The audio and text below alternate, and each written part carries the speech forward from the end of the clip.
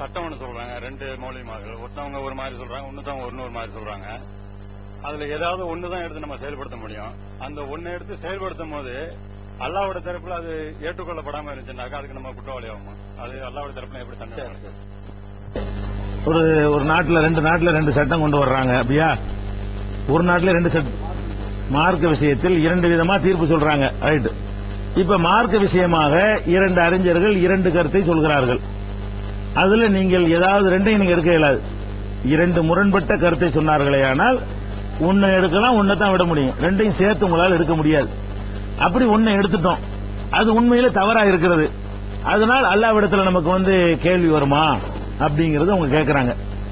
இதுல நபிகள் நாயகம் ஸல்லல்லாஹு அலைஹி வஸல்லம் சொல்றாங்க, அல் முஜ்தஹிது இதா இஜ்தஹத ஃபஅஸாப ஃபலஹு அஜ்ரானி வ இதா அக்தா ஃபலஹு அஜ்ருன் வாஹிது. ஒரு ஆய்வு செய்யக்கூடியவர் ஆய்வு செய்து சரியான கருத்தை நோக்கி அவர் சென்று விட்டாரேயானால் அவருக்கு இரண்டு கூலிகள் கிடைக்கும். அவர் தவறான கருத்துக்கு சென்று விட்டாரேயானால் அவருக்கு ஒரு கூலி கிடைக்கும் அப்படிங்கிறாங்க ரசூல் ஸல்லல்லாஹு அலைஹி வஸல்லம் அவர்கள். இது யாருக்கு சொல்றாங்க தெரியுமா? ஆய்வு செய்து தீர்மானிக்கிறதுக்கு தான் சொல்றாங்க, பின்பற்ற மக்களுக்கு சொல்லல. மக்களா இருந்தா கூட நீ என்ன செய்யணும்னு கேட்டா, இவர் என்ன சொல்றார், அவர் என்ன சொல்றார், ரெண்டையும் வைத்து நீங்கள் அந்த சொல்றதை வைத்து நீங்க ஆய்வு செய்யலாம். உங்களுக்கு நேரடியா அந்த அரபி மூலத்தை பார்க்க தெரியாதவர்கள் நீங்க இருந்தீங்கன்னு சொன்னா என்ன பண்ணலாம்? இவர் என்ன ஆர்குமெண்ட், எல்லா ஆர்குமெண்ட்டையும் குறிங்க, அவர் என்ன ஆர்குமெண்ட் எல்லாத்தையும் குறிங்க, ரெண்டையும் வச்சு ஆய்வு பண்ணுங்க. நீங்களும் ஆய்வு பண்ணி அதை ஏற்றுக்கொள்ளணும். குருட்டுத்தனமா ஏற்றுக்கொள்வது மார்க்கத்தில் கூடாது. அப்படி நீங்கள் ரெண்டையும் ஆய்வு பண்ணீங்க, ஒரு கருத்து உங்களுக்கு சரின்னு தெரியுது, ஆனா உண்மையில அல்லாஹ்ட்ட தவறா இருக்குது. நீங்கள் எதை சரின்னு கண்டீர்களோ அது அல்லாஹ்விடத்துல தவறா இருக்குன்னு சொன்னா நீங்க விளங்கி சிந்தனை செஞ்சு நம்ம பார்த்த வரைக்கும் இந்த ஆதாரத்தையும் காட்டினாங்க, இந்த ஆதாரத்தையும் காட்டினாங்க, இதுதான் கரெக்டா தெரியுது அப்படின்னு எடுத்துக்கொண்டிருந்தீர்களே ஆனால் அது உங்களுக்கு கண்டிப்பா உங்களுக்கு கூலி கிடைக்கும். நீங்க ஆய்வு செஞ்சிட்டீங்க. அப்படி பண்ணாம என்ன பண்றீங்க? ஜெயலலிதா சொன்னா கரெக்டா தான் இருக்கு, இப்ராஹிம் சொன்னா கரெக்டா தான் இருக்கு, சம்சுல் சொன்னா கரெக்டா இருக்கு, இப்படிங்கிறதுக்காக வேண்டி ஏத்துக்கிட்டீங்கன்னு வைங்களேன், அது தப்பா இருந்தா கூலி கிடைக்காது. தப்பா இருந்தா என்ன செய்யாது? ஆதாரத்தோட ரெண்டு கருத்து வரும்போது, ஒரு கருத்து வரும்போது குர்ஆன் சொன்னா பிரச்சனை முடிஞ்சு போச்சு. ரெண்டு கருத்து வர்ற நேரத்தில் உங்களுக்கு கூலி கிடைக்கணும்னு சொன்னா உங்கள் சக்திக்கு உட்பட்டு அதை ஆய்வுக்கு உட்படுத்துங்க. ஒவ்வொரு நாங்க தான் ஆய்வு பண்றோம்னா நாங்க 100% ஆய்வு பண்றோம். எங்க சக்திக்கு உட்படுத்த நாங்க ஆய்வு பண்றோம். நாங்கள் ஆய்வு பண்ணாத கிரவுண்ட் எவ்வளவு மிச்சமா இருக்கும். அதே மாதிரி ஒவ்வொருத்தரும் ஆய்வுல டிஃபரெண்ட் இருக்கும். அவர்கிட்ட இருக்கிற புக்ஸுகள், அவர் இருக்கிற வாய்ப்பு வசதிகள், அதை வச்சுதான் ஆய்வு பண்ண முடியும். நாங்க தான் கரெக்ட் ஆய்வு பண்ணோம், நீங்களாம் கரெக்ட் இல்லாம ஆய்வு பண்ணி சொல்ல முடியாது. ஒருவனும் 100% ஆய்வு பண்ணதாவெல்லாம் பெருமை எடுத்துக் கொள்ள முடியாது. அவன் சக்திக்கு உட்பட்டு, மனசாட்சிக்கு பயந்து, அல்லாஹ்வுக்கு பயந்து, இதுதான் நமக்கு தெரிஞ்ச வரைக்கும் கரெக்டா தெரியுது, எல்லா விதமான வெறுப்பை நீக்கிட்டு பார்த்தோம்னு சொன்னா இதுதான் கரெக்ட் அப்படின்னு முடிவெடுத்து செய்தீர்களே ஆனால் சரியானதை நோக்கி நீங்கள் சென்றால் ரெண்டு கூலி, ஒரு தவறாக இருந்து விட்டா கூட நீங்க ஆராய்ச்சிதானே எடுத்துக்கிறீங்க, அதுக்கு ஒரு கூலி கிடைக்கும். கண்ணை மூடி பின்பற்றவங்களுக்கு அது கிடையாது. ஜகாத்து பத்தி கருத்து சொன்னீங்க. இது ஏற்கனவே நாங்க கேட்டிருக்கோம், உங்க மூலமா கேட்டிருக்கோம். இது நீங்க ஜகாத்து கொடுக்கிற வியாக்கியானம் நிச்சயமா பலருக்கும் புதுமையான வியாக்கியானம். இதுக்கு முன்னாடி இது கேள்விப்பட்டதில்லை. அதுக்காக இதுதான் சரி. விஷயம் என்னன்னா, ஜகாத்து அல்லாஹ் சொன்ன கருத்து சரியான கருத்து எதுன்னு எல்லாருக்கும் தெரிஞ்சுக்கணும், அதுதான் முக்கியம். சரி. அப்ப இது நீங்க மட்டும் தான் சொல்லிட்டு இருக்கீங்க. இது உலக அளவுல மற்ற மார்க்க அறிஞர்கள், உலமாக்கள் இவர்களோட அப்ரூவலோட இத ஒரு பகிரங்கமா இதை அறிவிச்சு எல்லா முஸ்லிம்களும் இதற்கு பயன்படுறதுக்கு ஏதாவது ஏற்பாடு செஞ்சிருக்கீங்களா? இது ஒண்ணு. அதோட தொடர்பா உள்ளது, ரமதான்ல நோன்பு வைக்கணும் அப்படிங்கறது தான் ஹதீஸ் இருக்கு. ஒவ்வொரு ரமதான்லயும் நோன்பு வைக்கணுங்கிற ஹதீஸ் இல்ல அப்படிங்கிற ஒரு கருத்து நாங்க கேள்விப்படுறோம். சரி. அதே மாதிரி இந்த ஜகாத்துக்கு உள்ள சட்டம் தான் ரமதானுக்கும் வரும். இது ஒண்ணு. சரி.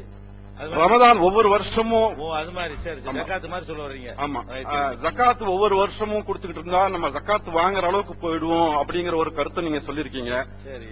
அப்ப நம்ம தர்மம் கொடுக்க வளரும் அப்படின்னு அல்லாஹ் சொல்ற அந்த சொல்லி அந்த இடத்துல வரமாட்டேங்குது நீங்க சொல்ற கருத்துப்படி பார்க்கும்போது. இதுக்கு நீங்க தயவு செய்து விளக்கம் சொன்னீங்கன்னா எல்லாருக்கும் பயனா இருக்கும். முதல் விஷயம் என்னன்னு கேட்டா, ஒரு ஓசை வருவா இருந்தா ரெண்டு கையும் தட்டினா தான் ஓசை வரும் இல்லையா? ஒரு கையை போய் தட்டினா ஓசை வராது. இப்ப வந்து எல்லாத்தையும் பகிர்ந்துக்கிறீங்களான்னு சொன்னா பகிர்ந்துக்கிறதுக்கு நம்ம ரெடிங்கிறோம், மத்தவங்க வரமாட்டேங்கிறாங்க. பகிர்ந்துக்கிற வாங்க, நம்ம சர்க்கிள்ல உள்ள உலமாக்கள்கிட்ட கூப்பிடுறோம், அதெல்லாம் சரி வராது அப்படிங்கிறாங்க. எதிரில் உள்ள உலமாக்களை கூப்பிடுறோம், அவங்க என்ன செய்யறாங்க, அதெல்லாம் தப்பு, இதெல்லாம் இல்லாத விஷயங்கிறாங்களே தவிர பகிர்ந்து கொள்ள வரமாட்டேங்கிறாங்க. வந்தா தான் நீங்க சொன்ன மாதிரி என்ன செய்யலாம், எல்லாரும் ஒத்த கருத்துக்கு அவங்க நம்ம சொல்ற தப்பா இருந்தா நம்ம மாத்திக்கிறலாம். அவங்க இதை விட வலுவான ஆதாரங்களை சொன்னாங்கன்னு சொன்னா கரெக்டா சொல்லிட்டீங்க, நாங்க வாபஸ் வாங்கிக்கிறோம்னு சொல்லலாம். நாம இப்பவும் கூப்பிடுறோம். இங்க கூட உலமாக்கள் யாராவது மாற்று கருத்து உள்ளவங்க இருந்தாங்கன்னு சொன்னா இப்ப வந்திருக்கிற இந்த சமயங்கள்ல கூட நம்ம என்ன செய்யலாம், அதை வந்து பேசுறதுக்கு நம்ம தயாரா தான் இருக்கிறோம். நீங்க ஏற்பாடு பண்ணீங்கன்னா ஒரு நட்பு முறையில விவாதமா கூட இந்த நாட்டில் உள்ளதுக்கு சில சங்கடங்கள் இருக்கு, விவாதம் போக்குவரத்துனா அது ஒரு பிரச்சனைக்குரியதாயிருங்கிறதுனால ஒரு நட்பு முறையிலான கலந்துரையாடலாக நீங்க செஞ்சால் அது நம்ம ரெடியா இருக்கிறோம். அதனால வந்து நாம அதுக்கு முயற்சி பண்றோம், கூப்பிடுறோம். தப்பா இருந்தா நாங்க தப்பு செஞ்சா திருத்துங்கப்பாங்கிறோம். வலுவான ஆதாரம் தான் கொண்டாந்து தாங்க, நாங்க மாத்திக்கிறோம். ஆதாரம் இல்லைன்னு சொன்னா நீங்க மாத்திக்கிறங்க, ஒரு கருத்துக்கு எல்லாரும் வந்துருவோம்னு சொன்னா அது வரமாட்டேங்கிறது தான் அதுல உள்ள அடிப்படையாக இருக்கிறது. தமிழ்நாட்டுக்குள்ளேயே முடியலங்கும் போது இன்டர்நேஷனலுக்கு எங்க போறது, அது நடக்கிற காரியம் இல்லை. தமிழ்நாட்டுக்குள்ளேயே என்ன செய்ய மாட்டேங்குது, எல்லாரும் ஒன்னா கூடுவதற்கு நம்ம சக ஒத்த கருத்துல உள்ளவர்களே அதுக்கு வந்து வரமாட்டேங்கிறாங்க. அப்படி ஒரு நிலைமையா இருக்கிறது. அது ஒண்ணு. இரண்டாவது வந்து அவங்க ஜக்காத்துக்கு சொல்லும்போது என்ன பண்றாங்கன்னா, அப்ப ரமலான் மாசம் இருக்குல்ல, ரமலான்ல நோன்பு வைங்கன்னு தான் இருக்குது. ஒவ்வொரு ரமலானிலும் நோன்பு இருக்குதா, ஒவ்வொரு ரமலான்லயும் நோன்பு இருக்குதா அப்படின்னு வச்சு பார்த்து ஒரு ரமலான்ல வச்சிட வேண்டியதானே, அப்ப ஏன் வருஷம் அதை வைக்கிறோம்? அது மாதிரி தானே ஜக்காத்து ஒரு ஆர்குமெண்ட் யாரோ வச்சிருக்காங்க. இந்த ஆர்குமெண்ட் கேட்கும் பொழுது உங்களுக்கு தவறுன்னு விளங்கும். அதாவது ஒரு மாதத்தை ரமலானில் ஜக்காத்து கொடுங்கன்னு சொல்லி இருந்தா அது அப்படிதான், ரமலான் வந்துகிட்டே தான் இருக்கும். ரமலான் வந்துகிட்டே தான் இருக்கு. அப்படி ஒரு ரமலான் என்றோ வெள்ளிக்கிழமை சும்மா தொழுங்கன்னு வந்தா வெள்ளிக்கிழமை வரும்போதெல்லாம் சும்மா தொழுவணும். ஒரு கிழமையோ ஒரு மாசத்தையோ பேரை சொல்லி 1ஆம் தேதி சம்பளம் போடுவோம்னு என்ன அர்த்தம், 1ஆம் தேதி வரும்போதெல்லாம் சம்பளம் கிடைக்கும் அர்த்தம். ஒரு 1ஆம் தேதி எடுத்துக்கிற மாட்டோம். 1ஆம் தேதி என்றோ வெள்ளிக்கிழமை என்றோ ரமலான் மாதம் என்றோ ஜனவரி மாதம் என்றோ அப்படி எல்லாம் ஒரு சம்பவம் ஒரு சட்டங்களை சொல்லும் பொழுது அது அந்த சட்டங்கள் வந்து அந்தந்த மாதங்கள் வரும் பொழுதெல்லாம் ஒன்றுங்கிறத அந்த வாசகத்தை புரிஞ்சுக்கிடுவோம். அப்ப ஜக்காத்துக்கும் அது மாதிரி ரசூல் ஸல்லல்லாஹு அலைஹி வஸல்லம் அவர்கள் ஒரு மாதத்தையோ ஒரு வாரத்தையோ ஒரு கிழமையோ ஒன்றையோ சேர்த்து சொல்லி இருந்தார்கள் சொன்னா அந்த அர்த்தம் வரும்ங்கிறத விளங்கிக்கிறேன்.